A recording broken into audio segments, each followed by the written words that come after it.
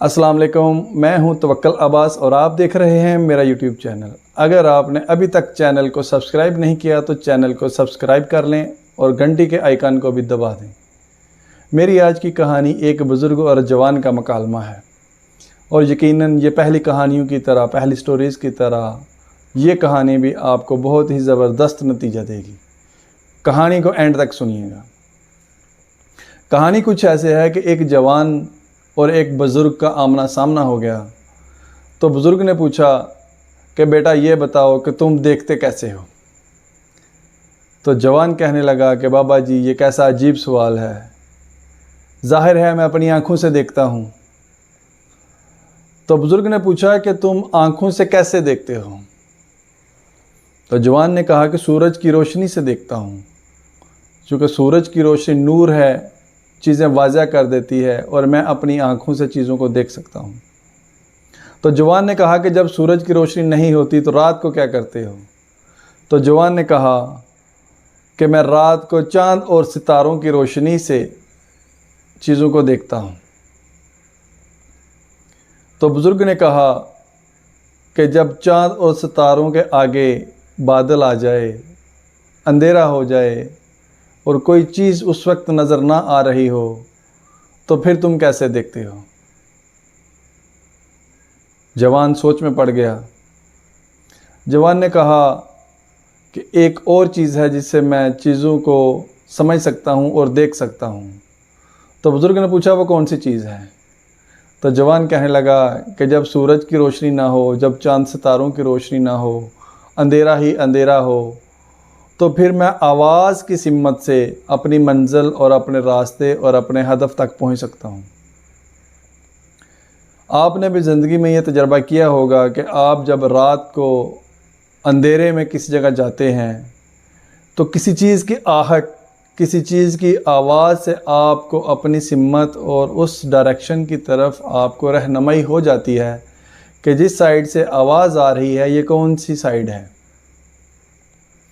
तो उसी जवान ने भी ये कहा कि मैं रात को आवाज़ से अपनी मंजिल और अपने हदफ की तरफ निकल जाता हूँ। तो बुज़ुर्ग ने कहा जब सूरज की रोशनी भी ना हो, जब चाँद सितारों की रोशनी भी ना हो, अंधेरा ही अंधेरा हो और आवाज़ भी किसी साइड से ना आ रही हो, तो फिर कैसे चलोगे, फिर कैसे रास्ते का पता चलेगा।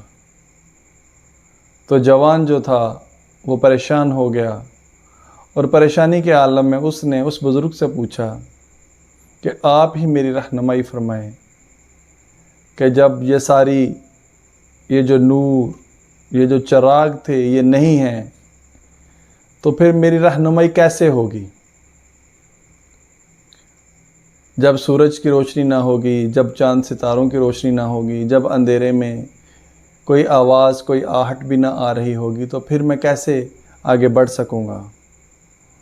तो बुज़ुर्ग ने कहा कि सुनो और ये बात अपने पल्ले बांध लो कि जब आपको सूरज की रोशनी, चाँद सितारों की रोशनी, आवाज़, मतलब किसी भी सोर्स से कोई ज़रिया ऐसा ना हो, जब आपकी रहनुमाई ना हो रही हो, तो यकीन जानो एक चीज़ अल्लाह ताला ने तुम्हारे अंदर ऐसे रखी है जो उस वक्त भी तुम्हारी रहनुमाई करेगी और वो तुम्हारे सीने में ये दिल है।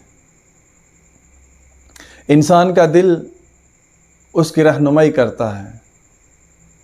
आज दुनिया में अगर कोई बंदा ये कहे कि मुझे ये नहीं समझ आ रही थी कि ये काम अच्छा है या बुरा है, वो गलत बात कर रहा है, क्योंकि ये दिल उसकी रहनुमाई करता है।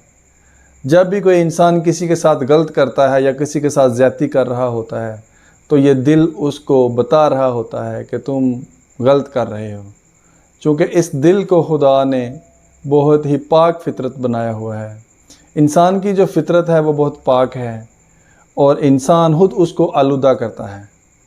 तो आप कभी भी आलूदगी की तरफ ना जाएं, अपने दिल को पाक रखें। जैसे अल्लाह ताला ने आपको पाक पैदा किया, पाक फितरत के साथ पैदा किया, तो अपने आप को पाकीज़ा रखें।